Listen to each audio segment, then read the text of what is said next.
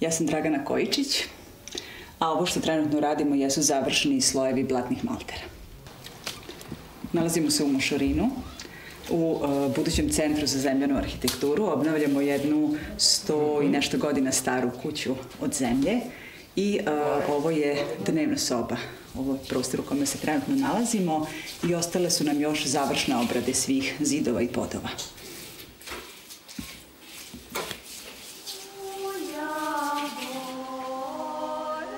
Imamo jednu anegdotu. Moj otac je rekao da kad sam kuću kupila pre 5-7 godina, da je u kući moglo da se živi, a svake godine kuća izgleda sve gore i gore i trenutno u njoj to nije moguće.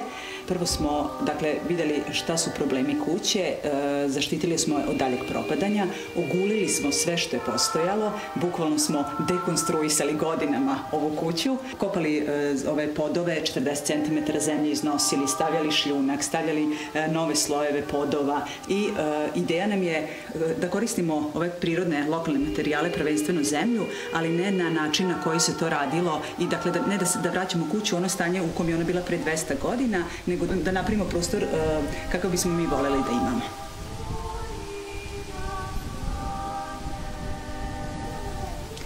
Posle specijalizacije u Francuskoj vraćam se u Srbiju sa idejom da promovišem priču o zemljanoj arhitekturi, da malo pokažemo ljudima da su ove kuće vrlo vredne, da ih treba sačuvati i negde u toj mojoj želji, a želja bila prilično neprepoznata od strane svih onih koji bi možda mogli da je prepoznaju, ja počinjem da konkurišem na razne konkurse. Taj poslednji 7. konkurs bio je konkurs ženskog časopisa Kosmopolitan za čitateljku godine i ja sam pokušala da konkurišem i rekla sam da sa tom nagradom koju oni daju, ja bih kupila jednu staru vojvođansku kuću, počela da je obnavljam i oni su za divno čudo jedini prepoznali tu ideju i dali mi novac da kuću, u stvari dali su mi 2 dana da kuću nađem, a onda kasnije novac da započnem čitavu ovu priču.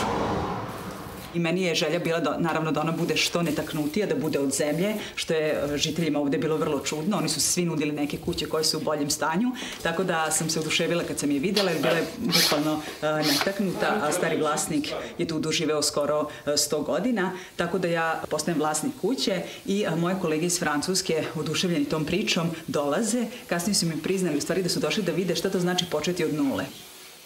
I oni su došli u stvari da mi pomognu da dijagnostikujemo kuću, da vidimo koje su to sve problemi i ima puno problema vojvođanskih kuća koje se ponavljaju i kako bismo mogli da ih saniramo. Tako da smo mi bukvalno kuću ogolili, ogulili i oni su nakon nedelju dana otišli. Ja sam bila potpuno očajna, našla sam tu jednog lokalnog majstora i mi smo počeli polako da sređujemo, ali se onda negde javila ideja da mi to ne možemo sami i da mi je potrebna pomoć. I naravno moja ambiciozna ideja, i to je većina ovih mladih ljudi kad tako isto krene u te priče, svi za godinu dana završavamo kuće. Naravno, to na kraju se pretvori u, da ne kažem godine, nego i decenije, ali negde, sad naučili smo već da uživamo u tom procesu, prosto proces traje i takav kakav je i onda su se ljudi počeli priključivati. Prvo su to bili uži članovi porodice, potom prijatelji i onda smo krenuli da radimo ovde radionice, obuke i da ljudi koje zanima ovo, koji imaju neke stare kuće ili oni koji žele da grade novo, da mogu da dođu da rade sa nama i da se i oni obučavaju, a da s druge strane nama pomognu da malo ubrzamo radove. And we have this wooden structure and we will try to infill it with different techniques. So I'll try to show you as many techniques as possible. So this is what you use for clay plasters and clay, what we would use for clay mortars as well, maybe a bit more wet, we will see.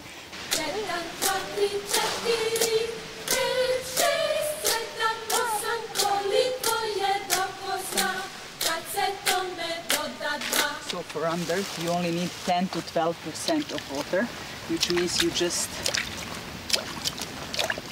and they say traditionally you start building here after Đurđevdan, after 6th of May, because then earth is wet enough, but not, not too wet. So there is a simple test you do. You make a ball. You throw it from here, and it needs to. So this means that there is no enough water in it. Just to test it.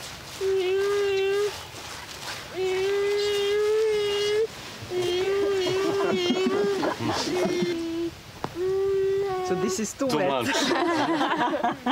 No, this is just earth. Just there. Yeah, but we can add some, but and we can also. Nice thing about ram dirt is that as soon as you take the formwork out, you have it's really nice.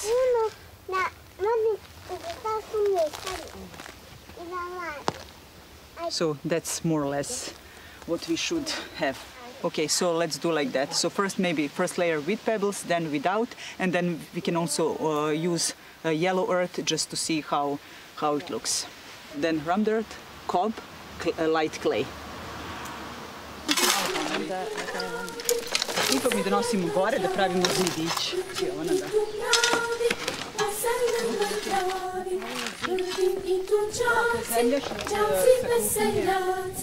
Prvi idu đaci, đaci veseljaci, drugi idu tate, a čike ih prate.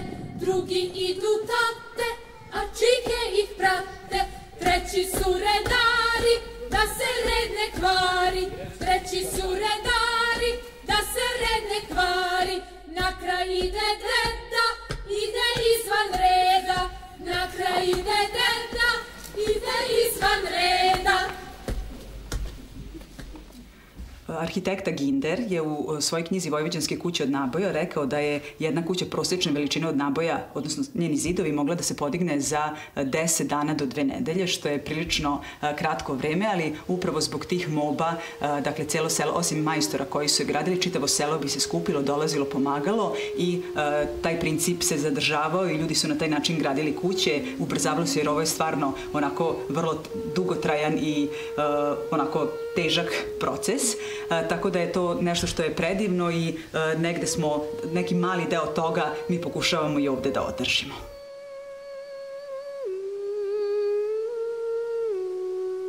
Negativnu sliku o kućama od zemlje, o zemljanoj arhitekturi nemamo samo mi. Dakle, ona je rasprostranjena po čitavom svetu i svi uglavnom kuće od zemlje doživljavaju kao nešto što pripada zemljama trećeg sveta, što je siromašno, što nije dugotrajno. Vrlo često su oni pobegli od nekog siromaštva od sela i ne žele više u to da se vraćaju. Tako da većina ljudi ima te predrasude, u Vojvodini pogotovo, tu je vlaga kao problem, ali opet ona je povezana sa mnogim drugim problemima.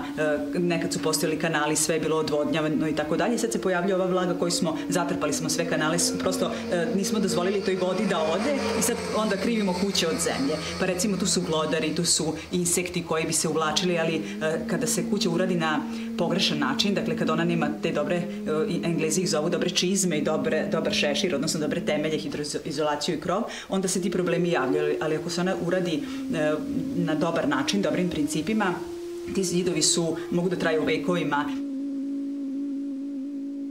Ideja je da koristimo zemlju koju nalazimo u sopstvenom dvorištu, dakle da kopamo, kad kopamo za temelje, njih kasnije koristimo za zidove, u zavisnosti od koje tehnike, dakle malo testiramo tu zemlju, vidimo od čega se ona sastoji, odlučujemo se za tehniku, vrlo dobro da pogledamo kako su kuće građene oko nas, jer to puno znači, ti ljudi su već vekovima se igrali, radili sa tom zemljom i našli najbolji način na koji da iskoriste. Dakle, to je jedna onako izuzetna prednost, nemamo tog transporta materijala, njega nalazimo na licu mesta, imamo tu viševekovnu tradiciju.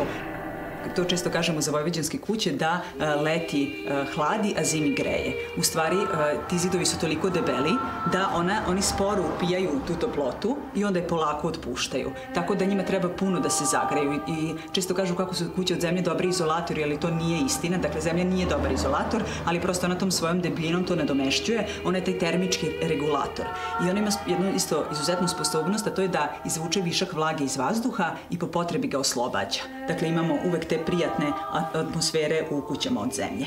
Često imamo tu predrasudu da su kuće od zemlje prljave, ali nisu. Zidovi su krečeni, na taj način su se štitili što od insekata, što od tih čupkanja koka koje prolaze tuda, dakle od svega kreč je bio zaštita zemlji i u principu a pogotovo danas gde imamo sve neke zamene poput lanenog ulja, voska, gde se ti podovi završavaju i oni stvarno mogu da onako budu jednako dobri kao bilo koji drugi podovi da ih kažem, da ih nazovemo moderni. Negde smo se vodili idejom da ono što je stvarno vredno, zanatski vredno, kao što su ovi prozori, vrata, znači da to restauriramo, a ono što nema zanatske vrednosti da možemo sa tim slobodno da se igramo. Najveća intervencija bila je zamena krova od biber crepa trščanim krovom. Dakle, nekad je cijela Vojvodina bila pokrivena trskom, ali to se izgubilo. Želeli smo da u jednom imamo i termo i hidroizolaciju. Dakle, to je neka bila ideja, znači to je bila najveća intervencija na kući. A što se tiče ovih radova, ovde je bila stara kaljeva peć koja više nije bila u funkciji, tako da smo nju srušili. Ideja nam je bila da napravimo jednu modernu peć od zemlje i slame. Nažalost, tražeći lokalne majstore koje je jako teško naći, našli smo jednog od njih u obližnjem selu i on je u stvari, moja ideja, nacrtala sam nešto moderno, ali on prosto nije razumeo moj crtež, tako da je samo pitao da želim kružnu ili kvadratnu, dogovorili smo se da to bude kružna, ali nam je bila bitna tehnologija izrade same pećke, tako da smo onda jednostavno s njim učili kako se uopšte to radi, da prosto ta tehnika ne bi bila zaboravljena. Nama je ideja bila da napravimo gore spavaonice, tako da smo probili i gore sad smo u procesu izrade 2 velike spavaonice za volontere, za ljude koji dolaze da rade sa nama. Došla sam da vidim šta je sad ovde faza. Čime se sada ti baviš ovde?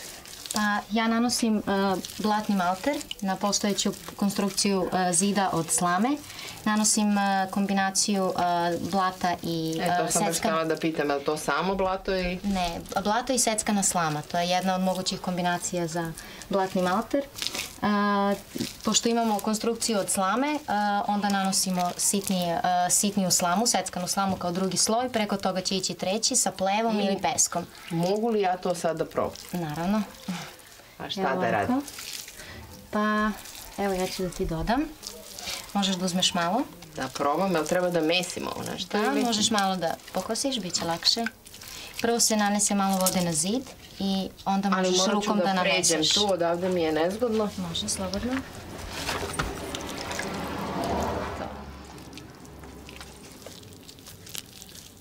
To je to. Može, mogu da prođem ovde kao. Super. I ovaj sloj koristimo da bi što više poravnali ovu površinu, ne mora da bude glatko. Moram još malo da probam. Može.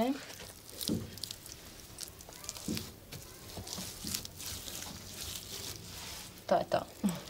A da li sme još malo da se ovo uravna preko ovog što se već nanala? Naravno, ako vidite da ima potrebe negde, ne mora da se mokri jer je već dovoljno. I dopunite tu gde treba. Ovo je baš... To je to. Ovo me podsjeća na ono što sam želela kad sam bila mala da napravim svoju kućicu, a da je nekako dostupno.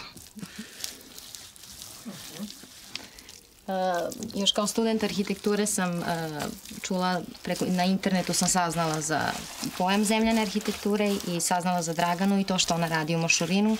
Pratila sam je par godina i na kraju sam odlučila da dođem i da probam sve to što ona radi i da uđem malo u tu priču, malo više. Mislim da je to ujedno i najlepša stvar u zemljanoj arhitekturi, to što se sve može osetiti u rukama. Jedno je da se pročita i da se nauči o tome neka osnova pravila i tehnike, a drugo je kad probaš i kad osetiš i vrlo brzo osetiš sve to o čemu se čita. Mislim, to je najlepša stvar u zemljanoj arhitekturi. Može li ovdje da se pogreši nešto?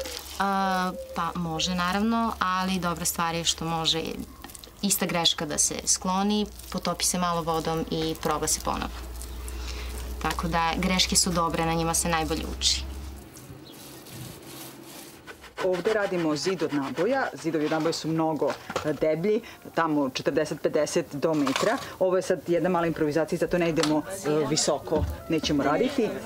Isprobavamo prvo kombinaciju zemlja i šljunak. Jedan zemlja, jedan šljunak smo stavili zapreminu i stavili smo, znači 12 do 15 cm smo stavili u oplatu i onda kad je nabijemo, ona će biti 8 do 10 cm. Nabijamo, sad kad bismo radili veliki zid, ušli bismo prvo izgazili i onda krenuli da nabijamo prvo po obodu ovim metalnim nabijačem, a onda drvenim nabijačem i kad čujemo da je promenilo zvuk, znači da smo dobro nabili ovaj sloj i da možemo da idemo na naredbi. Na nabijač. I da, znači, da stojite dok nabijete, da čuvate leđa. Ovo sad malo improvizujemo, ali idem da nađem nešto veće.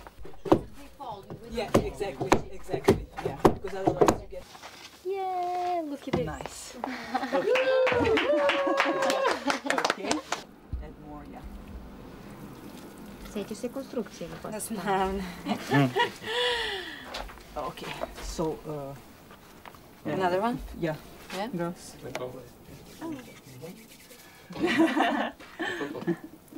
To je to. Ne, pa sad ćeš neku. Zidamo u ćerpičima, ovo nam je vidljiva strana. Trudimo se da spojnice, kako da kažem, da se ne preklapaju. I stavimo svaka možda 3 reda, stavimo neke ekserčiće čisto da ih vežemo za strukturu.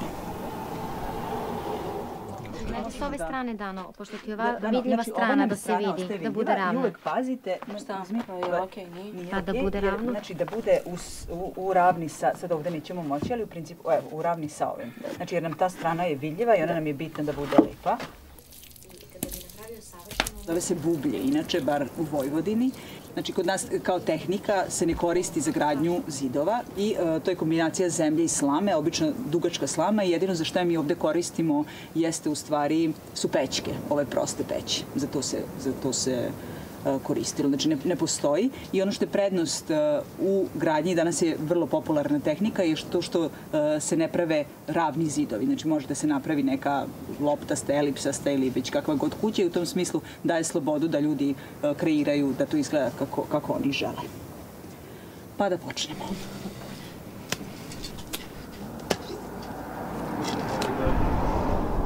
Ovo drvo stoji samo da otprilike znamo gde da bacamo.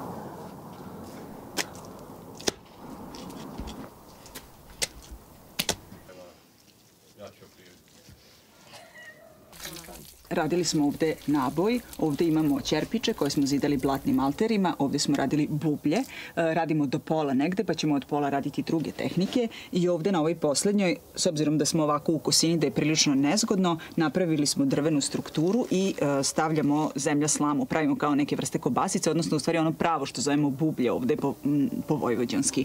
Kačit ćemo ih ovde i napravit ćemo još ovaj poslednji pregradni zid na taj način. U Africi sam naišla na jedan poster koji je pričao o specijalizaciji za zemljanu arhitekturu. Za prijem na specijalizaciju bilo je potrebno da se napiše neki projekat o zemljanoj arhitekturi, tako da sam počela da istražujem u stvari zemljanu arhitekturu Ruande pre svega, pa sve onda je ostalo krenulo. Onda sam otišla u Francusku na tu specijalizaciju. Tokom specijalizacije sam radila neke prakse na raznim mestima da bih se vratila ovde i to stečeno znanje primenila u praksi. U stvari i videla kako se to prilagođava, odnosno da napravila neku kombinaciju toga što sam naučila i ovoga što ovde postoji.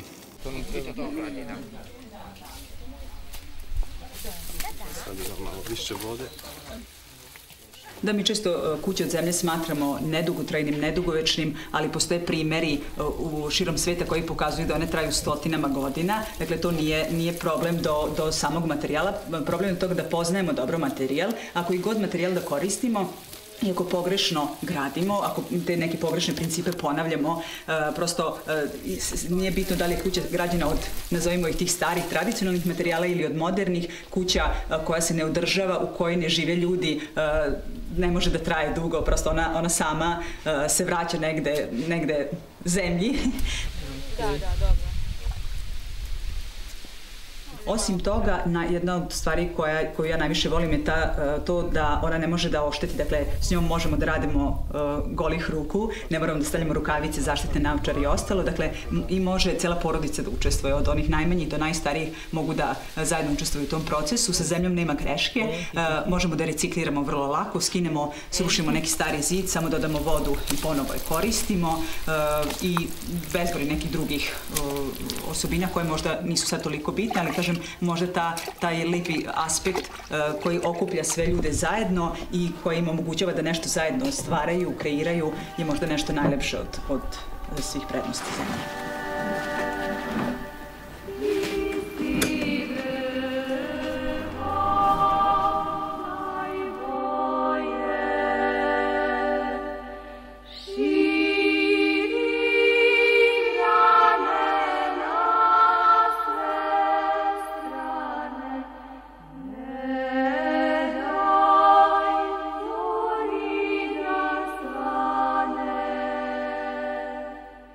Ovo je hram prenosa moštiju Svetog oca Nikolaja, sagrađen je 1711. godine sagradili su ka Srbiji koji su došli u onoj velikoj seobi sa Arsenijem Čarnovićem 1690. godine. Prosto 1711. godina se uzima kao godina kada je hram završen. Što se tiče samog hrama, znači sagradilo ga je nekoliko srpskih porodica, ako kažemo nekoliko, pretpostavljam negde oko 50 do 60 porodica koji su se nastanili ovde posle velike seobe i onda su, pored svojih kuća, gradeći svoje kuće, sagradili su i ovaj hram koji je posvećen Svetom Nikolaju kao nešto što će biti najvrednije u njihovom selu. U početku je bila zamisao da hram bude sagrađen kao hramovi iz njihovog zavičaja, otprilike od njih koji su došli sa Kosova i Metohije ili iz centralne Srbije danas. I hram je trebao biti sagrađen od drveta, no međutim ovdje nije bilo ni dovoljno, niti dovoljno kvalitetnog drveta i onda su pribegli gradnji materijalima koji su bili ovdje pogodni, a to je takozvani čerpić, prosto znači blato, mešalo se sa plevom, jajima i još nekim drugim materijalima, sušilo se na suncu i od toga je hram i sagrađen. Ono što je vrlo specifično ili značajno za ovdje hram jeste da je kulturno-istorijski spomenik od 1948. godine, a iz nekih mojih saznanja, dve grupe studenta koje su dolazile i koje su posjetili ovaj hram, studirali su arhitekturu zemljenih objekata u Francuskoj, mislim da je u pitanju Nica bila. Kada su se vratili posle završenih studija, znatiželja, prosto ih je interesovalo najznačajniji zemljeni objekti u državi Srbiji i jedan i drugi Zavod za zaštitu spomenika kulturi, onaj u Beogradu, republički, onaj pokrajinski u Novom Sadu, ih je uputio u Ečku, ovu crkvu, kao najznačajniji zemljeni objekat u cijeloj Srbiji. Crkva je do danas očuvana i smatra se, sad tu postoji jedna mala nedoumica, najstarijim hramom u Vojvodini uopšte, no međutim može se reći da je najstariji očuvani hram. Identičan je znači od momenta kada je sagrađen do dana današnjeg. Istini za volju, postoje stariji hramovi koji su ili delimično ili u potpunosti rušeni. Specifičnost ovog hrama jeste znači da je sagrađen od čerpića, pokriven je šindrom i do dana današnjeg je autentičan. Prosto menjale su se samo one stvari koje su bile neophodne, a u principu to je samo krovna konstrukcija šindra koja ima neki svoj vek trajanja i prosto posle izvesnog vremena mora da se menja. Tako da unutrašnjost hrama u principu je očuvana i identična je kao onog dana kada je bila sagrađena.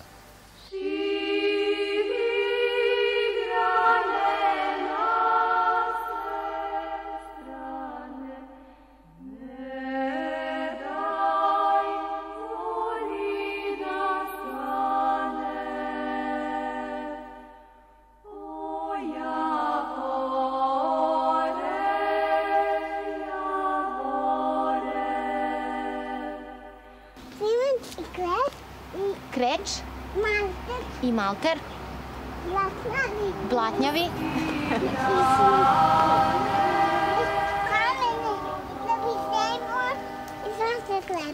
i svašta treba.